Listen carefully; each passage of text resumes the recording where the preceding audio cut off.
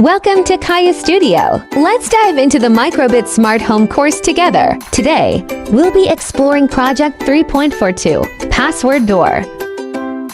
Let's open the product tutorial and find the password door code. Next, open the browser and search for the Microbit web page. Click to go to the official website and find MakeCode Editor and click to enter it. Drag the code into MakeCode to view and analyze it.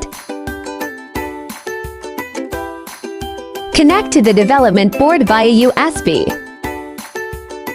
Upload the code. After the code is successfully uploaded, press button A followed by button B to enter the password AABB. The entered password will be displayed on the LCD screen. Press the up buttons simultaneously to confirm the password. The door will open, the RGB module will light up, and the LCD will display welcome. Follow us for more fun coding adventures like this.